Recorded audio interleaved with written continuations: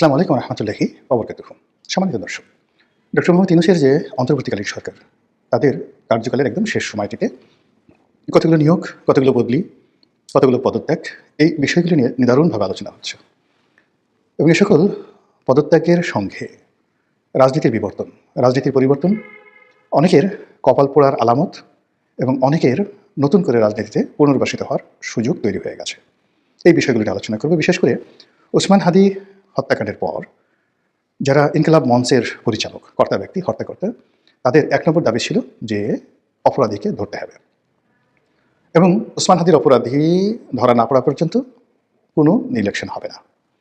তো এটা নিয়ে খুব মাঠ গরম হচ্ছিল, আর সেই গরম মাঠটা মোটামুটি নরম হয়ে গেল জনাব তারেক রহমান সাহেবের বাংলাদেশে ফেরার মাধ্যমে। অন্যদিকে ওসমান হাদির এই হত্যাকাণ্ডের পর সবাই এক বাক্যে যে লেফটেন্যান্ট জেনারেল জাহাঙ্গীর, যিনি স্বরাষ্ট্র উপদেষ্টা রয়েছেন, তার পদত্যাগ দাবি করছিলেন এবং দেশে বিদেশে বিভিন্ন গণমাধ্যমে প্রায় নিশ্চিত হয়ে যাচ্ছিল যে তিনি পদত্যাগ করছেন, আর তার জায়গাতে যিনি এখন নিরাপত্তা উপদেষ্টা রয়েছেন খলিলুর রহমান সাহেব, তাকে নিয়োগ দেওয়া হবে। অন্যদিকে আরেকটি গ্রুপ দাবি তুলছিলেন যে জাহাঙ্গীর সাহেব কী কাজ করছেন, পুলিশ তো আসলে চালায় খোদাবাক চৌধুরী, যিনি প্রতিমন্ত্রীর পদমর্যাদায় ডক্টর মোহাম্মদ ইউনূসের বিশেষ সহকারী, কিন্তু বিশেষ সহকারী হলেও মূলত পুরো পুলিশকে তিনি চালাচ্ছেন, আর বিজিবিকে মূলত চালাচ্ছেন জনাব জাহাঙ্গীর। যেহেতু তিনি আর্মি ব্যাকগ্রাউন্ডের, তো বিজেপির যে কমান্ডিং অফিসারগুলো যারা আছে তারা সেনাবাহিনী থেকে এসছে, ফলে বিজেপির উপর তার একটা যাকে বলা হয় কর্তৃত্ব রয়েছে।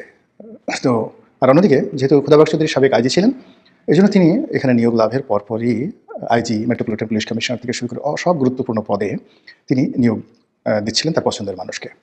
অন্যদিকে জুলাই আগস্ট বিপ্লবের পর সেই সিভিল অ্যাডমিনিস্ট্রেশন নিয়ে জামাত একছত্র আধিপত্য দেখাচ্ছিল, কিন্তু পুলিশের যে নিয়োগ বদলি থেকে যা কিছু, এটি প্রথম কয়েক মাস এটা বিএনপি নিয়ন্ত্রণ করত।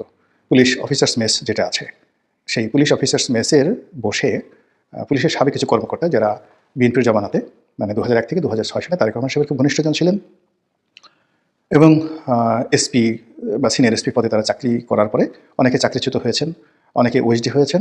এদের একটা বিরাট সিন্ডিকেট ছিল।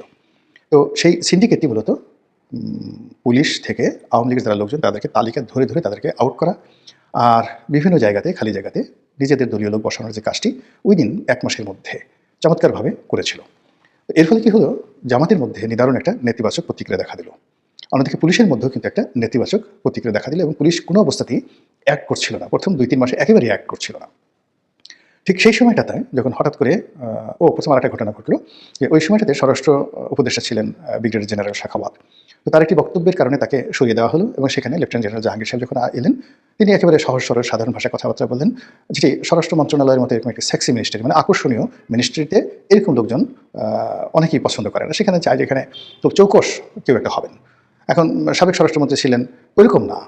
এখানে আসলে সবাই চিন্তা ভাবনা করেন যে না, যিনি স্বরাষ্ট্র যাকে বলা হয় উপদেষ্টা হবেন বা স্বরাষ্ট্রমন্ত্রী হবেন, তারা খুবই স্মার্ট হবেন, দেখতে শুনতে সুন্দর হবেন, অনেকটা আমাদের যে সাবেক আইজি নূর মোহাম্মদ সাহেব তার মতো হবেন এরকম। বা সেনাবাহিনী থেকে যদি কোনো কর্মকর্তা আসেন, সাবেক যারা আছেন খুবই স্মার্ট কিছু জেনারেল আছেন, যেমন ইকবাল করিম ভূঁইয়া। এখন ইকবাল করিম ভূঁইয়ার মতো লোককে যদি স্বরাষ্ট্র উপদেষ্টা বানানো হতো, মনে করতে যে না, সবাই মনে করতে যে না, আমরা একেবারে একটা চৌকস লোক পেয়েছি এরকম। মানে যেহেতু এটা সেক্সি মিনিস্ট্রি, তো সেখানে যদি সারা খাতুনের মতো লোকজন আসে, বন্য লোকজন আসে, এরকম লোকজন পছন্দ করে না। তো সেদিক থেকে মানুষের মনে একটা ক্ষোভ ছিল এবং লোকজন পছন্দ করছিল না। সাখাওয়াত সাহেবকে কিন্তু লোকজন মেনে নিয়েছিল, because he is dam smart. তো যার জন্য স্বরাষ্ট্র উপদেষ্টার রূপে তার যে সিলেকশনটা ছিল পারফেক্ট। তা নিয়ে চলে যাওয়ার পর যখন তিনি আসলেন, তখন আরেক দফা মানুষ হতাশ হয়ে পড়লো। অর্থাৎ জাহাঙ্গীর সাহেব যখন এলেন, লেফটেন্যান্ট জেনারেল জাহাঙ্গীর এলেন, তখন বলে যেটা ওই আগের মতো এরকম লেভেন্ডিস টাইপের লোকজন আসছে। তো লোকজন তার কমান্ড শুনতে চাইলেন না, এমনকি তার কথা মতো একটা ওসি ট্রান্সফার হবে এরকম ঘটনা কিন্তু ঘটেনি। তো এখানে যে সিন্ডিকেট আছে, সেই সিন্ডিকেটটা কিন্তু এই কাজগুলো করে যাচ্ছিল এবং জাহাঙ্গীর সাহেবকে পেয়ে তারা দ্বিধারণ খুশি। তো এর মধ্যে যে কাজটি করলো, বলা হয়ে থাকে যে সেটা কেউ বলে ডিপ স্টেট, কেউ বলে জামাত, কেউ বলে স্বয়ং ডক্টর মোহাম্মদ ইউনূস, কেউ বলে পুলিশের মধ্যে যে গ্রুপটি রয়েছে যারা চায় যে পুলিশটা ভালোভাবে চলুক, তারা সবাই মিলে এখানে সেই খোদাবাক চৌধুরীকে আনেন। তো খোদাবাক চৌধুরী বেসিক্যালি কখনো বিএনপি করেনি, কিন্তু বিএনপি